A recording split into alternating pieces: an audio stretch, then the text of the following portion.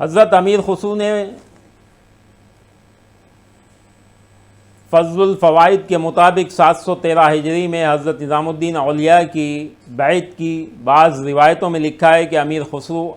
8 سال کی عمر میں جب اپنے والد جو خواجہ نظام الدین اولیاء کے مرید تھے حضرت نظام الدین اولیاء کی خدمت میں حاضر ہوئے تو دروازے پر ٹھہر گئے اور والد کے ہاتھ یہ ربائی لکھ کر بھیجی: تو آں شاہی کہ بر ایوان قصرت، تو آں شاہی کہ بر ایوان قصرت، کبوتر گر نشیند باز گردد، فقیر مستمن بردر آمد، بیاید آں دروں یا باز گردد۔ حضرت نظام الدین اولیاء نے بھی اسی ربائی کا جواب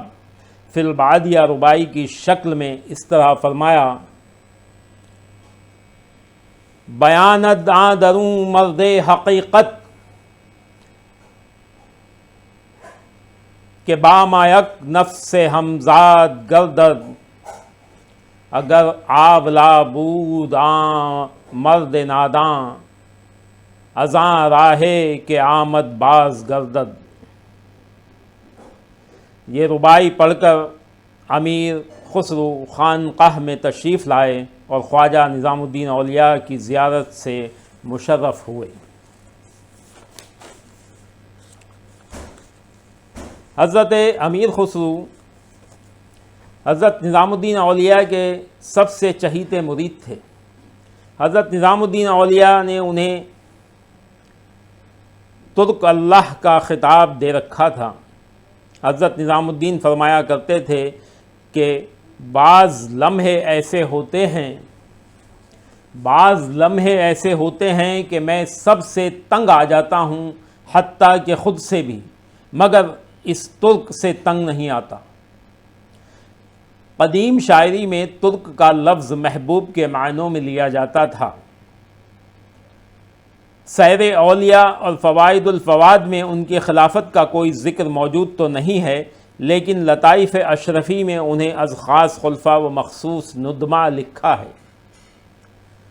اور یہ حقیقت بھی ہے کہ آپ حضرت حضور خواجہ غریب نواز حبیب اللہ کے جیسے خاص خلیفہ و مرید حضرت خواجہ قطب الدین بااختیار کاکی تھے، اور حضرت بابا فرید الدین گنج شکر کے خاص محبوب خلیفہ حضرت خواجہ نظام الدین اولیاء تھے۔ ٹھیک اسی طرح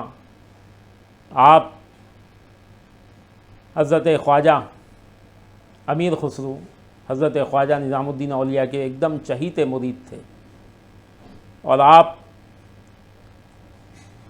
خلافت چشتیہ کا تاج حضرت امیر خسرو کو پہنانا چاہتے تھے، مگر مشیت الہی کچھ اور تھی، اس لیے وہ تاج حضرت نصیر الدین چراغ دہلی رحمۃ اللہ علیہ کو نصیب ہوا، لیکن آپ ان کے چہیتے مرید اور چہیتے خلیفہ حضرت امیر خسرو ہی تھے۔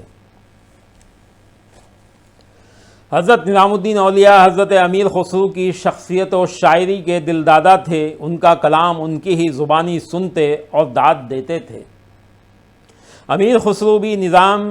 نظامی کی مثنویاں حضرت نظام الدین اولیاء کو سناتے سناتے خود نظامی بن گئے تھے۔ حضرت نظام الدین اولیاء کی آنکھیں صائم الدہر اور ریاضت شب و شغل باطن کے باعث سرخ رہا کرتی تھیں۔ امیر خسرو ان سرخ آنکھوں کی کیفیت کو اس طرح بیان کرتے ہیں اپنے شعر میں کہ تو شبانہ می نمائی کہ با برق بودی امشب،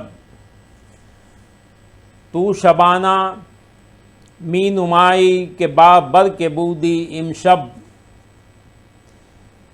کہ سوز چشم مست ست اثر خمار دارد۔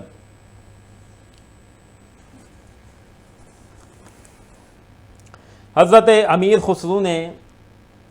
اپنی بیشتر تصانیف میں حمد و نعت کے بعد پہلے اپنے پیر و مرشد کی مدح کی ہے۔ حضرت امیر خسرو نے اپنے پیر و مرشد کی منقبت میں اپنی تصانیف مثنوی، شیریں و خسرو میں 26 اشعار، مثنوی لیلی مجنوں میں 15 اشعار اور مثنوی مطلع الانوار میں 48 اشعار اور مثنوی آئینہ سکندری میں 37 اشعار اور مثنوی دول رانی خضر خاں میں 24 اشعار شامل کرتے ہوئے اپنے قلب و روح کی گہرائی سے ان پر عقیدت کے پھول نچھاور کیے ہیں۔ چند اشعار بطور نمونہ پیش خدمت ہیں۔